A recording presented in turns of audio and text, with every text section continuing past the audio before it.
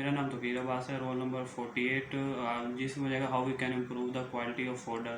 Quality of fodder की अगर हम डेफिनेशन की बात करें, it can be define as the capacity of a fodder to supply animal nutrition requirements.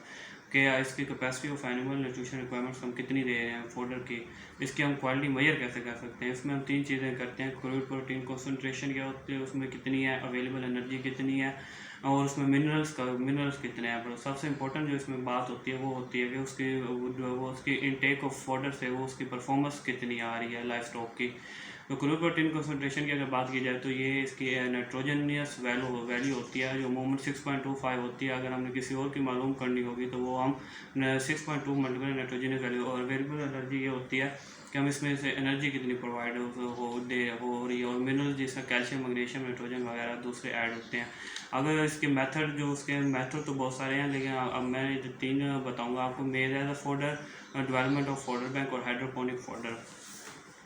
जो मेज होते हैं, maize is one of the most important crop having wider adaptability to varied agriculture condition. It is a third most important food crop after rice and wheat. जिससे बात हुई कि ये wheat and rice के बाद तीसरी बड़ी गदा है जो हम इस्तेमाल करते हैं। तो इसका मेज है, ये हम फोडर के लिए फोडर एज अ फोडर इस्तेमाल कर रहे होते हैं। The fodder quality of green maize is considered be a best among all the forage of non legume. जो नॉन लेग्यूम होते हैं उनके अंदर ये सबसे बेहतरीन है पड़ा।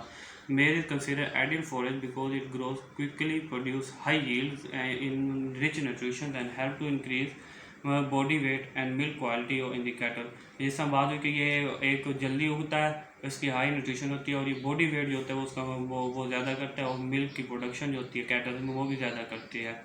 इसके जो क्वालिटी मेड हैं वो इसके यहाँ पर इसके जो हार्वेस्टिंग स्टेज जो होता है वो 55 to 65 डेज होता है। उसकी जो क्रूड प्रोटीन कॉन्सेंट्रेशन है वो 10 to 8% होती है। और जिसकी IVD-MD in vitro digestible ability जो होती है वो 68 to 52% होती है। और जिसकी ज़ख़ीरा जो उसका होता है, मतलब सेलिंग ऑफ जो मेज है पड़ी, वो कौन साइलेज की सूरत में की जाती है। इसकी जो न्यूट्रिशन वैल्यू वो हम अगर इसे उसकी क्रूड प्रोटीन कॉन्सेंट्रेशन से अंदाज़ा लगाएंगे, इसके अवेलेबल एनर्जी से लगाएंगे, उसकी डाइजेस्टिबिलिटी एबिलिटी से लगाएंगे कि कितनी हो रही है। जिससे हम इसकी अगर कम हो रही है तो वो भी हम ज़्यादा कंट्रोल कर सकते हैं। जो अगली इसमें बात हम करेंगे वो है हाइड्रोपोनिक फोडर की। हाइड्रोपोनिक दो ग्रीक वर्ड से मिलकर बना है कि हाइड्रो में वाटर और पोनिक मैंने वर्किंग, मतलब वाटर वर्किंग, जिसके आप इसके नाम से अंदाज़ा लगा सकते हैं कि ये इसमें सॉइल का कोई किरदार नहीं होता। जो इसकी it is the production of fodder in production of less soil और in a control environment is known as hydroponic fodder. मतलब इसमें सॉइल नहीं होती और कंट्रोल एनवायरनमेंट में हम पैदा करते हैं। और इसकी जो हम क्वालिटी जो हम बढ़ा सकते हैं कि वो ये है कि इसकी जो न्यूट्रिशन वैल्यू जो होती है वो कंट्रोल एनवायरनमेंट के ज़रिए हम ज़्यादा से ज़्यादा आगे अपना बढ़ा सकते हैं और उसे कंट्रोल कर सकते हैं कि हमें इतनी न्यूट्रिशन वैल्यू चाहिए, तो उस लिहाज से हम फिर इसे कंट्रोल करेंगे। जो इसकी न्यूट्रिशन जो होते हैं वो इसे डायरेक्ट हमको रूट के जो उसकी वाटर लिक्विड सोल्यूशन जो होता है उसमें इसकी रूट कॉन्टेक्ट से हम डायरेक्ट उन्हें प्रोवाइड करते हैं, क्योंकि इसमें सॉइल होती ही नहीं कि हमें उसके लिए काम करना पड़े। और इसके full and full control environment होता है। इसकी जो ज़्यादा से ज़्यादा यही है, इसका जो एक डिसएडवांटेजेस में इसकी अगर होती है तो वो यही है कि ये हाईली कॉस्टली है बड़ी, और लेकिन अभी पाकिस्तान में भी बहुत ज़्यादा इस्तेमाल की जा रही है बड़ी। आगे आ जाते हैं हम। अगली अगर जो कोई इसकी बात करें वो है डेवलपमेंट ऑफ फोडर बैंक। ये होता है कि poor nutrition is one of the most limiting factor affecting the life stock productivity. जो पुअर न्यूट्रिशन जो होते हैं वो लाइफ स्टॉक, जिस तरह बात हो चुकी है कि लाइफ स्टॉक की जो परफॉर्मेंस होती है उसे अफेक्ट करते हैं। उन चीज़ों को कंट्रोल करने के लिए हम ये फोडर बैंक बनाते हैं।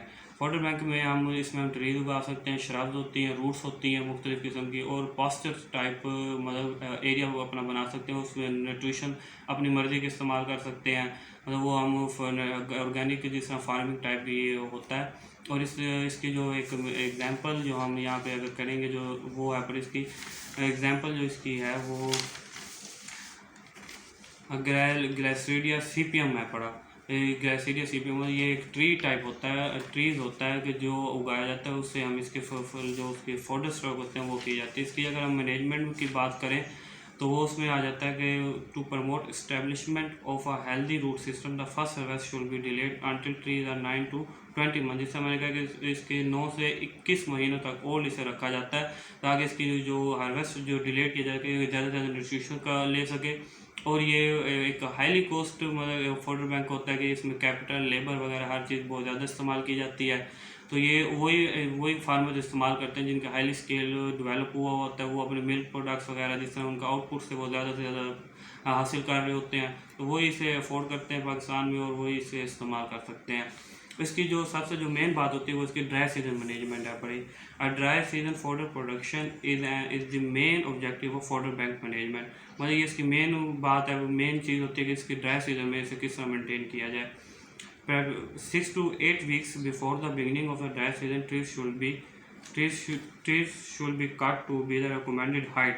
मतलब इसके ड्राई सीजन से बिगिनिंग से ही हम इसके जो उसके रिकमेंडेड हाइट होते हैं उसके हम ट्रीज की कटिंग शुरू कर देते हैं। The new foliage produce over the next